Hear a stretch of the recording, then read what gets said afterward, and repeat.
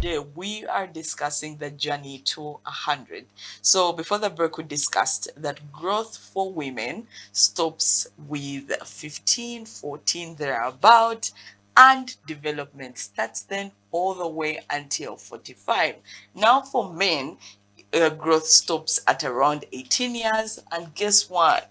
They don't stop. The development does not stop. That's so unfair. But please take us through the development now when it comes to the boy child. When the boy child makes 18 years, their growth rates are not growing anymore. They're not increasing anymore in height. Hormonal factors, well, there are other factors which determine, usually, depending on your feeding, infection, sometimes introduced to some disease. But after 18 years, for a man, the body continues to develop. That's why even a man at 90 years can still give birth. Apparently. Even 70 years, this gentleman can still give birth.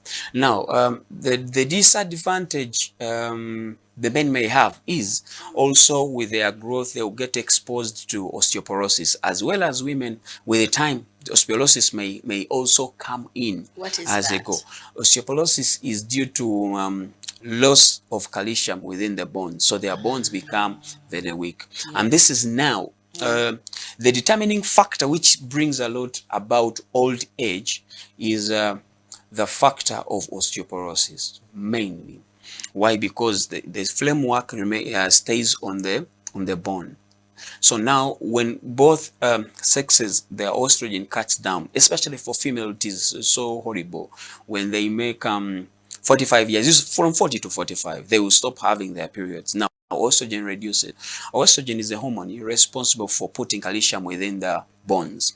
So their bones begin to have less calcium, so they will begin to become weak. That's why they are exposed to having fractures, especially fractures head of the femur, fractures of the spine. When they get injuries, they are exposed to that.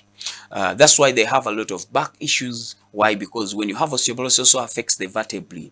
And once the vertebrae becomes weak, it is very easy for you to have a disc degeneration. It is very easy for you to have back pains and aches. Very easy for you to have your nerves being compressed. So it becomes more, the flesh of a female becomes more hard to bear with after menopause. They are fleshly, they have less sleep, they have flesh, they have memory loss already, because now the estrogen is reduced and their body is not performing very well. But remember, the other factor which begins to help them is when they were menstruating, they were at least detoxifying their body, which is also a factor that we may look at for advantage for them. And for them, they may continue to live, but their factor now that is involving it, they are not having estrogen anymore. The other factor I'll also add to that, their sexual urge now reduces. Why? They don't have estrogen. They get vaginal dryness. Their ovaries now begin tissuing. I have heard that when women get to 40, that's when Now, it comes at to least that part, not usually after 45 and above, but 38, 40, because now it is a climax of their growth. There is a surge and increase in production of estrogen, so their urge for sex increases. But now, after 45, now there is no any estrogen being produced. The ovaries are not producing any estrogen. It drops. They actually don't want to get involved in any sexual activities. Now, this is where the myth of men getting a second wife comes from. That after 45 years, this woman still looks good, but they are not going to be satisfying a man in sexuality. But now a man is still sexually active forever. So what men of those days used to do is they leave this lady here and they get another young girl to make them push ahead. And this young girl will also get old because this man is still active. The young man will still, if maybe he gets a girl at 20 years, but then will still more. You said their bonds, the men, can't their bonds? Yeah, they don't usually get, yes, the testosterone decreases, the estrogen, they have the issue of estrogen, but it's not of effect like the females. They can still push. That's why you can find a man of 70 years still having a young girl, and the young girl is still sexually satisfied by this guy. But remember, if this guy is 70 years and maybe married at 30 years, a girl who is 25, now at 45 years, the woman is not even interested in this man, is caring for her child, is doing what, is not sexually active anymore, and the man is still sexually active. So they will get another wife. So a man's life may need to be satisfied by at least 2 or 3 women and not having them at the same time, but as growth comes in, 45, this woman is off, I am 60 years, me, I'm still sexually active, they will get someone else. Allow me say this. These are just, we are just putting out the science. We are not saying go out there and get these partners. One person is enough. Yes. One person one person is enough. I agree, because then after some time we are not sure that this person is actually going to live long to 100 years as we agree. Okay. Certain factors may happen. Oh, the guy dies younger when the girl is still 38, 40. Maybe when the girl is 45 and the guy is 6, the guy dies off. Or the guy may be old, depending on these factors which you speak about. A guy may be 60 years with diseases. He has diabetes, and is on antidiabetics, which is going to affect his sexual urge. He's having maybe hypertension, he's having cancers, because they live their life recklessly. But if you find a serious man like me, even at 80 years, I'll be active, because I know I'm going to live my life and supplement. Now, that's where the factor which makes the Chinese live longer and the Japanese comes in. Supplementation. Okay. Which is something, Stella, people here have not ever given attention to. Supplementation. People take it as a joke. They think people are taking money away from them because they lack knowledge.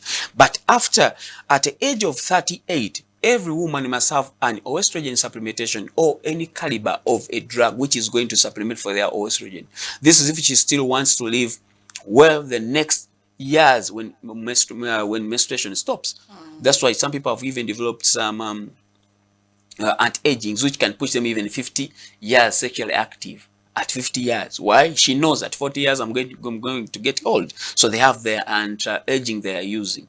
What their anti-aging do is mainly they are focusing on increasing estrogen in their bodies. So when estrogen is there, I told you what the estrogen does. So most of the supplements are working on the estrogen, because we grow by hormones and then we grow by the body itself. So once the hormones go down, they control most of the activities in the body. So there are anti-agings which work on the hormones. Number 2, we grow by the cell DNA. So there are anti-agings which go to the DNA to make sure that the DNA does not grow old. We can see more chromosome produced for protein synthesis to make this person at least live a longer time, not to have these wrinkles come on, not the eyes to die out. So that's why you find Celine Dion and you say, but Celine Dion should be old. Look at Rihanna. Look at her and look at me. These people are old because they have learned the factor of supplementation. So after a certain age, now we need to supplement with estrogen, or we need to get supplementations which are going to help us with the estrogen and the DNA.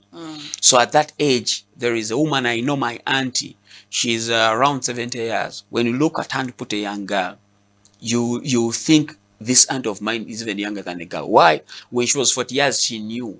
And she began buying supplements. Until now, she's on supplements, she's in a gym, she's feeding well, and she's sleeping well. Supplements are a very big thing, but I wanted to take you on back to about 2 things. I wanted to talk about memory loss, but even before memory loss, I wanted to talk about the sexual urge in men and its contribution to them living longer.